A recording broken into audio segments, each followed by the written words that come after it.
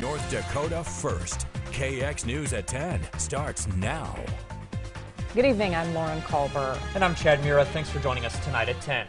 A few months ago, KX News ran a story about a local doctor's concerns about Kratom. It's an herbal medication that's sold in the U.S. as a supplement. Kratom is often used as a substitute for opioids to relieve pain, but it's not yet regulated by the FDA. In our top story tonight, Renee Cooper has been learning all about it since November and is here to share what she's discovered. Good evening, Renee. Chad, Lauren, my story went virtually viral in the Kratom community nationwide. For months, I received daily email testimonies from users who are terrified the FDA will take it away. Here are the results of the poll KX News posted following the November story. We asked North Dakotans if you think Kratom has benefits. 96% said yes, it is useful, and just 4% said no, it's not beneficial. The poll received close to 400 comments from Kratom users who say it has been a lifesaver and a substitute for opioids to treat their chronic pain. One user commented he's replaced 20 years of using hydrocodone 3 times a day with 2 teaspoons of Kratom in the morning. I sat down with a North Dakota small business owner who says he wouldn't be able to get up and go to work every day without it. So I'll be honest, it doesn't have the best taste. Mike Radke suffered a back injury years ago. The medical facilities had put me on oxycodone.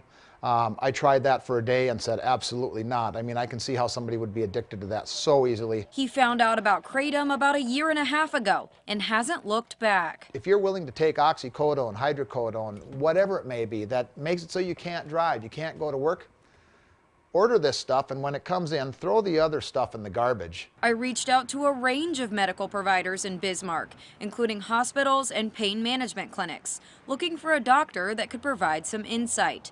Everyone on this list either refused to comment or wouldn't return my calls. I spoke with a physician from Portland, Oregon, who is very familiar with the supplement. The doctor told me Kratom is an herbal plant from Southeast Asia. She calls it a mild opiate because it stimulates some of your opioid receptors, but not nearly to the degree narcotics would. We don't see the same kind of respiratory suppression leading to overdose deaths with Kratom as we do with opioids. So certainly, from that perspective, it's safer.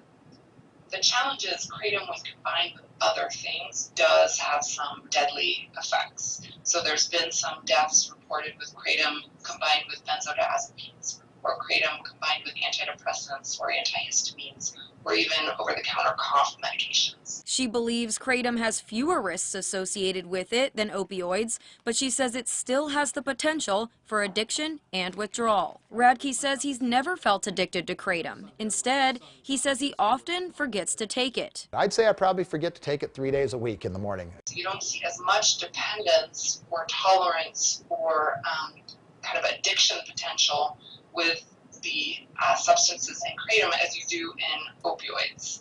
So there is actually huge therapeutic potential because if it was done well, I think it could be a really useful treatment for pain, for addiction, for keeping people off of opioids. Dr. Lipton says pain patients have little to no options if they want to avoid narcotics.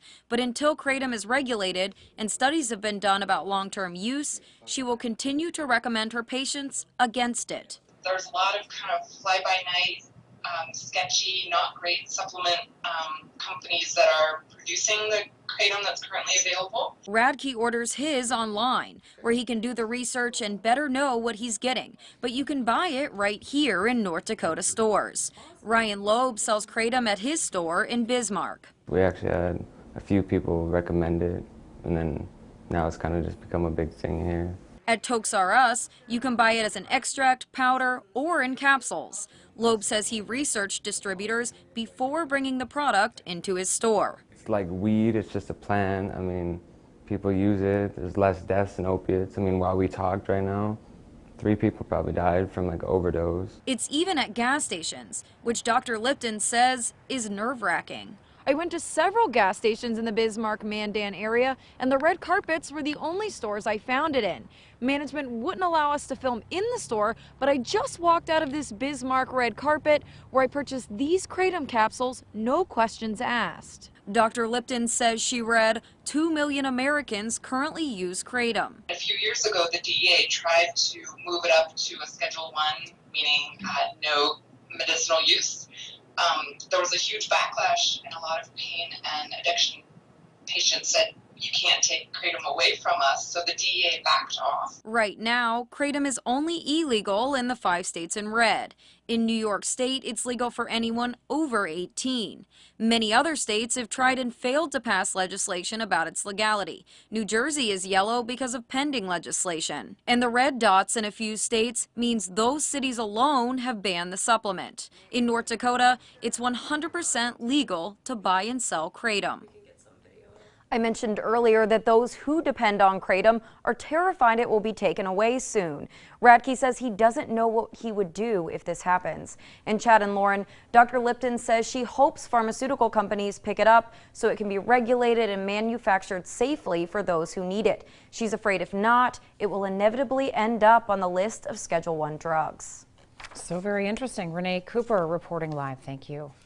You may have heard of Kratom before due to a multi-state salmonella outbreak linked to the drug last year. Almost 200 people in 41 states reported getting salmonella poisoning from using Kratom, including one in North Dakota.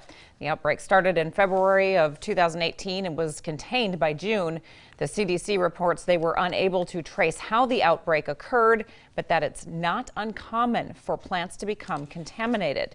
There are no FDA-approved uses for Kratom. However, they do encourage more research to better understand it, including the use of Kratom combined with other drugs.